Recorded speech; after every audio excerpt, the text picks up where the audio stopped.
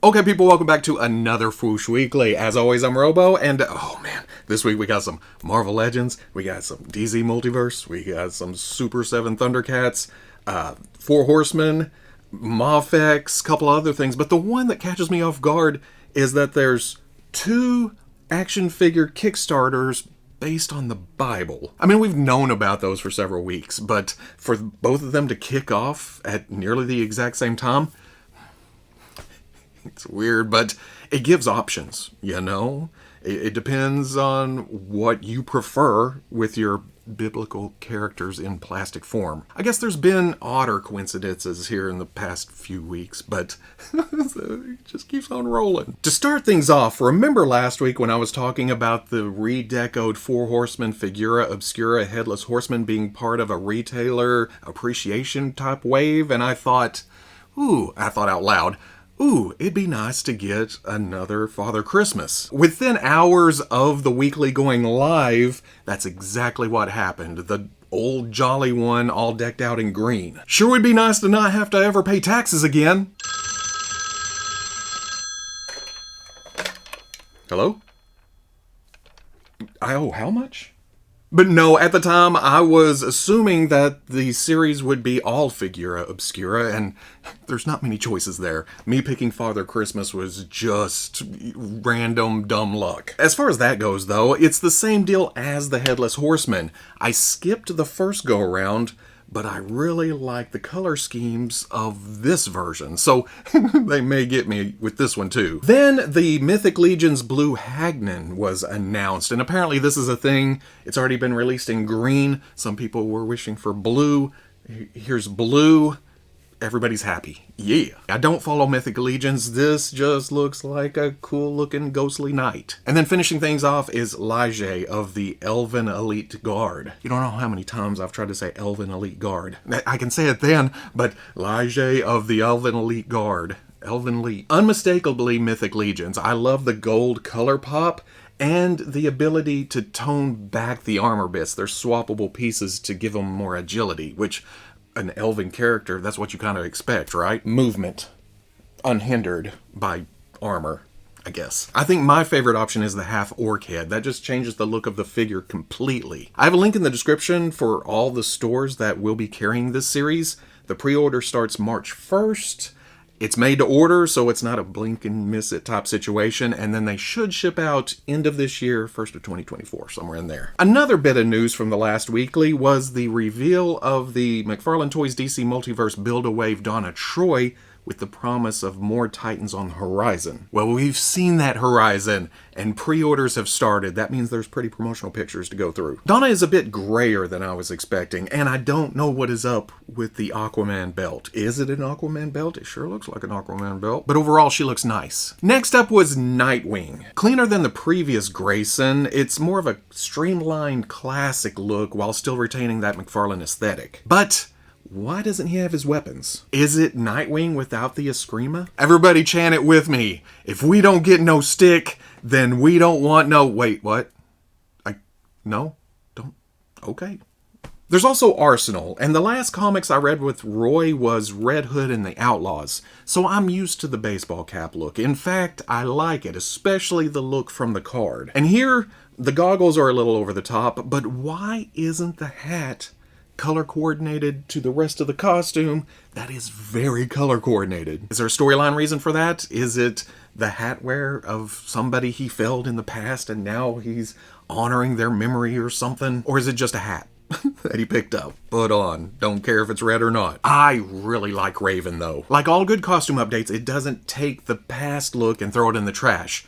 It brings it in, integrates it, makes it more modernized. I mean, if you saw her in a department store, you would go, that is so Raven. I mean, look at that. That's her. And I'll say that about the Build-A-Beast Boy's costume too. It's very recognizable. But as for Gar himself, he's a lot more beast and a lot less boy than I remember. I get it. If you have the ability to pump yourself up to go into battle, then why not? But is this his base look for when he's tooling around the tower? I don't know. Modern comics. I should probably read some sometime, huh? $25 each, set to release at the end of March. It's the last of the month, and as we know, that means new Medicom MAFEX pre-orders. And sticking with DC, here is the Dark Knight Returns Batman on a horse. I don't know a better way to say that. Here's Batman on a horse. Not exactly the next Batman we were expecting. We've seen, well, we saw the Nightfall Bats and Bane back at a show last fall, but it shouldn't be that surprising either. The Dark Knight Returns has been getting a lot of plastic love over the past few years, so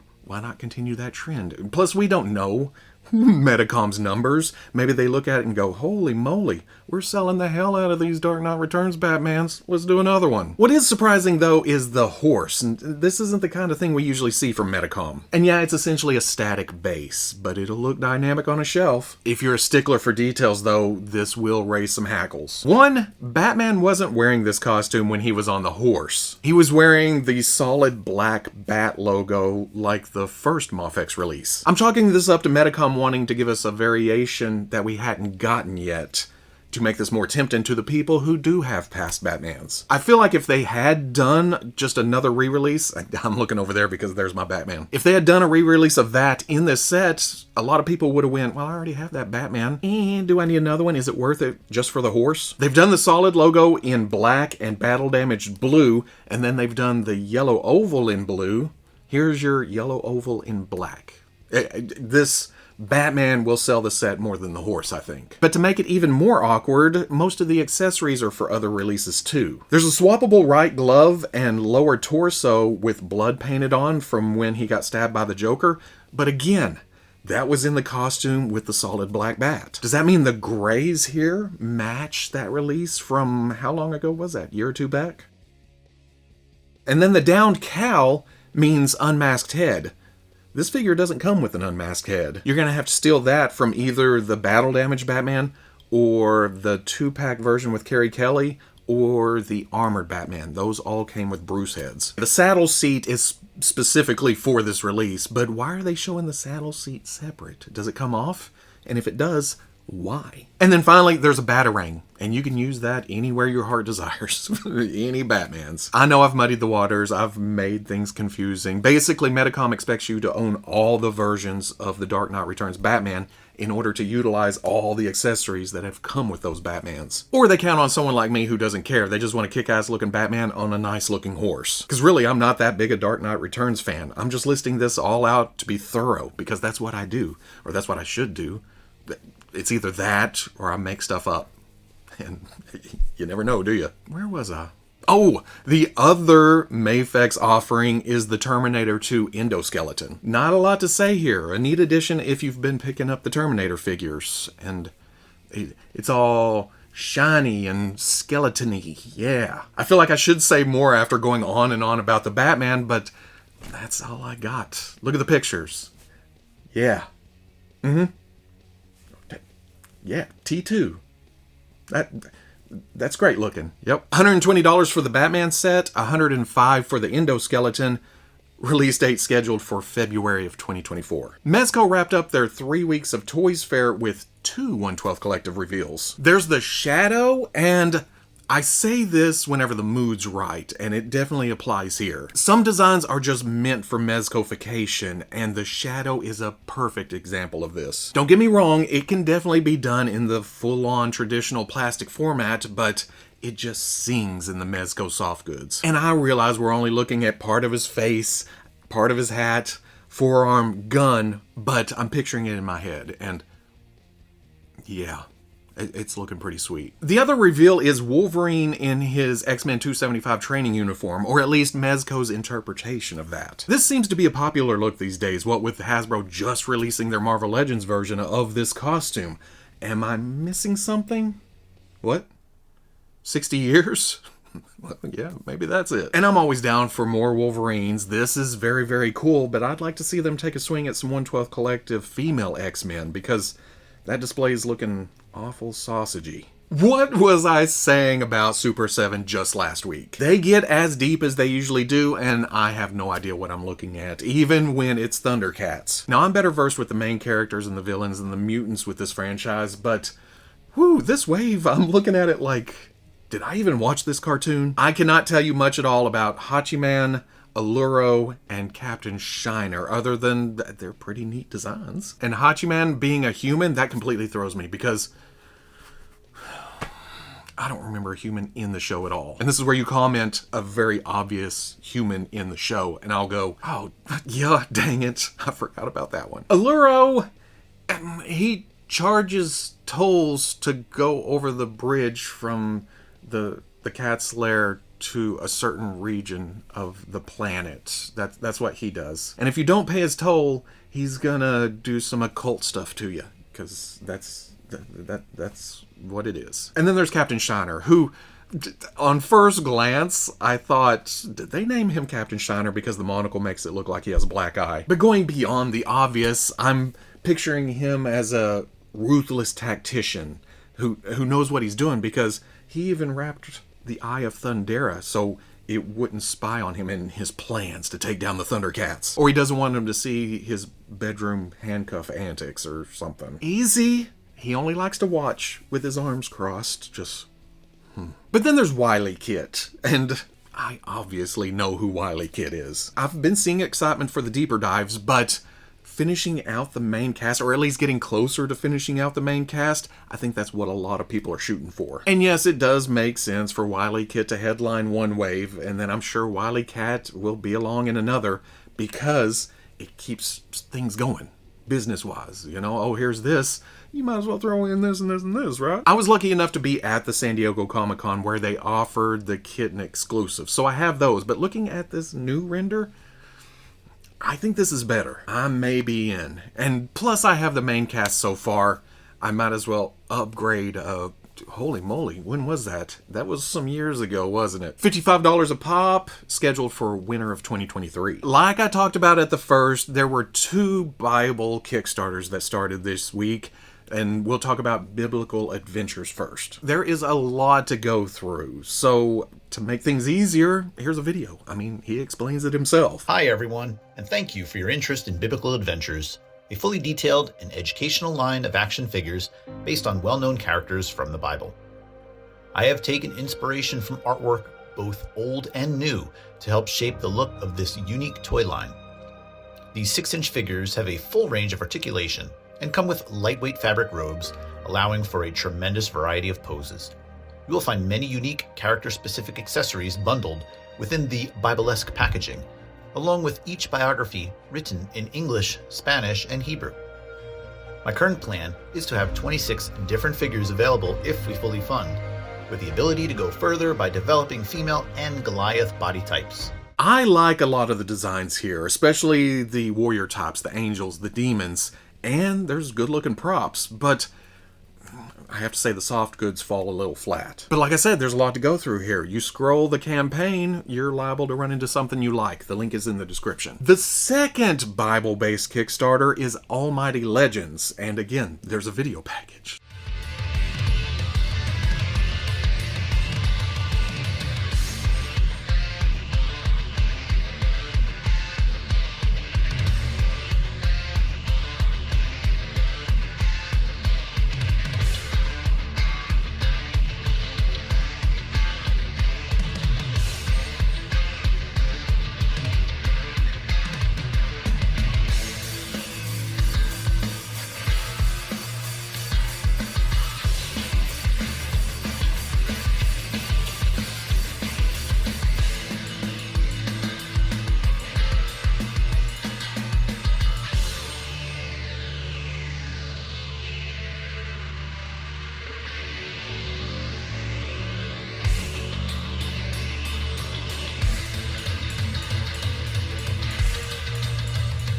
Unlike biblical adventures where it's mostly literal interpretations, Almighty Legends goes the fantasy route, and I've got to admit, it's more up my alley. It has more of that jack-of-all-trades feel that I like, where you can take them and stick them in any display. Well, it may be a little tough with the Star Wars shelf, but I can see jacked up angels and demons going at it with my Marvel, my DC, ooh, my Dungeons and Dragons stuff. My biggest problem here, though, not enough prototypes. Which I get. Kickstarter is to gather funds to push a project forward.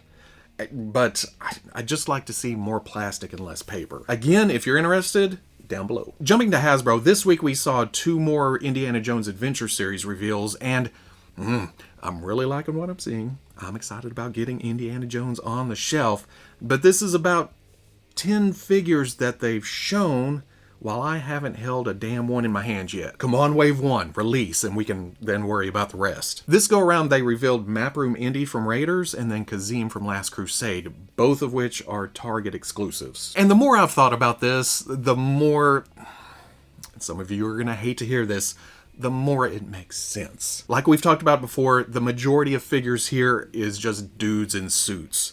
There's not a lot of play appeal, especially in regular toy aisles. So limited runs and exclusivity may be the only way this action figure line can exist at all. Hell, the only reason we're seeing it now is because there's a new movie coming out.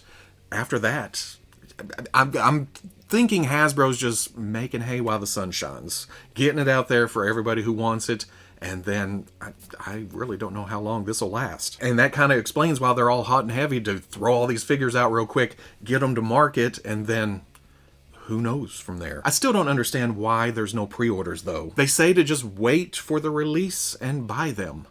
Like it's that easy. Hell, it's not even that easy with pre-orders where you lock them in and Target goes, well, sorry, you didn't get this round. Then again, maybe they'll just go up on the site and everybody will be able to order one and get it and receive it and enjoy their plastic plaything, and there'll be some on the pegs like we've seen with, was that the last run of Joe's? Where several times I walked into Target and went, whew, I was worried about those. I guess we'll cross that bridge when we get to it. And then let's finish things off with some Hasbro Marvel Legends. Hasbro wheeled out their figures for Guardians of the Galaxy Volume 3, and it was mixed feelings, mixed emotions, mostly because of the return of a small Build-A-Figure, but let's run down the figures. Of course there's going to be a Star-Lord, and this time he's sporting a spiffy new uniform that you're going to get sick of looking at by the end of this segment because they're all wearing it. I don't do spoilers, so I don't know why his guns are different. But there is the oh-so-dreaded pins in the limbs, and that's because the arms and legs are reused from previous Star-Lord. They're just plugged into a new torso. Same goes for Drax. Those are the legs he's been using for a few figures now, but he does have new arms, which makes sense because this is the first figure we've gotten where his upper torso is actually covered. His poor nipples. I think the head is reuse from the original Drax, which was also reused for that Disney multi-pack. We're just seeing a new photoreal application here. It took me a minute to figure out Kraglin. He looked all new, but then the pins point to definite reuse. And I went through the shelves and I was like, what the hell? And then I finally landed on Yondu, which is kind of clever because Kraglin inherited the fin, the arrow. Why wouldn't he get the sleeves and the pants? The top of the left leg has been modified to carry on the design from the new torso. So that's pretty neat. That's some extra mile. Kraglin's not impressed with that though. That head sculpt is not having any of that. Nebula gets all new parts except for the head, I think.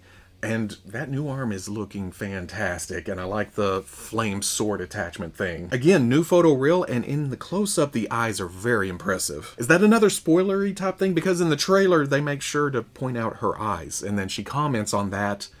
Is something going to happen there? And then everything I just said about Nebula also applies to Mantis. New body, reused head, better paint apps, Papa John's. This is great if you missed out on the Build-A-Figure Mantis. And yes, she does share bodies with Nebula, and I'm aware of the height difference between the actresses. Amy Pond is pretty tall, but within the realm of budgets and toys and my shelf, this works. Adam Warlock may be the highlight of the wave for me though. And no, not just because it's an awesome, if not very, very busy design perfectly translated into plastic form. And no, it's not because he cuts a lean, mean silhouette either, even though that's a biggie. It's because we're finally getting an action figure of Kenny from We're the Millers. Oh my god, I'm gonna die. Plus, this is one of those cases where I like the figure more than the renders, and I know the swirly twirly plastic is not everybody's cup of tea, but I love it, and it makes the skin tone just look ethereal here, like you're looking into it. It's a bit translucent, but glowy and shiny and gold. But then there's Rocket, and this seems to be the point of contention for a lot of people. This is the one that makes us go, $25? For that? I mean, I do like the design. This may be my favorite look for Rocket, and I love the articulation scheme, even though it makes me think, what happened to Howard the Duck and who was the other? Spider-Ham. Why couldn't they get articulation in the legs? But it's still not a lot of plastic for the price. If windows were a thing, there would be a lot of dead space in this package. Then, of course, the other sticking point is Cosmo as the Build-A-Figure. It's a dog in a spacesuit with Grogu's pram. There's not a lot to it either. And it really hits home when you look at the other figures and there's just a dog leg and a dog leg and the full body comes with Rocket. And even together, it's not really a lot of toy. A few years ago, Buff Groot would have been the Build-A-Figure, but now he is a completely separate deluxe release. Then again, he is pretty thick, so the pieces may be too big to fit into the package. Well, we've had larger parts than that, right? But to add value to it being a deluxe release, we're going to have to go into spoiler territory. And I know I've already talked about Nebula's eyes and Star-Lord's guns, but this is a bigger reveal than that. So if you want to go into the movie squeaky clean, well, this is the last segment, isn't it? So go enjoy the rest of your day. We'll see you next week. But if you're still here, there's also Groot's wings that I guess he sprouts in the movie. That's just some extra plastic for that $40 price point. Overall, I've been backing out of a lot of the MCU releases because I'm focusing on comics, the prices are going up, everything else. But this, man, don't get me wrong, I love individual costumes, but when it's an all-uniform look, it's even cooler. And with them being this bright blue instead of the movie grayish color, which I get is inaccurate, to me, this pushes it more towards the comic realm. So, speaking personally, I like them better like this, but I can see if you're pissed off that it doesn't look like the film. But if you're into these, links are in the description. Oh, but that's not all for Marvel Legends this week. They also revealed a classic Luke Cage. This opens up a slot on a lot of people's top 10 lists. We have been needing to replace that old wonky Toy Biz figure for years and years and years. I love the build, I love the bulk, but I am wondering about a couple things. Is the shirt an overlay? And if it is, what's the articulation in the torso like? Because there's none visible. Is there a ball at the waist? Kind of like they did with the new Wonder Man. And speaking of that, can I take parts from this and add it to that to bulk Simon up? Does this mean there's a classic Iron Fist on the way? Can I have this now? Or if this is in a wave that's going to slow trickle reveal over the next month or so, does that mean the release date is around the holidays so we can all open up our shipping boxes and go, sweet Christmas? You know, the important questions, because we have no information on this other than pre-orders are going up sometime this year. And that's it for this week. If I missed something, we'll swing back around next week. And next week's already looking packed too. There's the NECA Haulathon kicking off. I think it said something about being in stores early in the week and then online at the end of it. Todd McFarlane announced a winter showcase where they're going to be showing off new toys Tuesday, Wednesday, and Thursday. And then, as if there wasn't enough Marvel Legends this week, there is a live stream for that on Wednesday. So there's already stuff to look forward to. Is that where we're going to see Iron Fist? Or if Power Man is part of a wave, can we see the rest of that? Has that already been leaked out? If it has, I don't remember it. That makes me a much happier collector. Every reveal is all fresh and new to me. And I don't know, I kind of like it like that.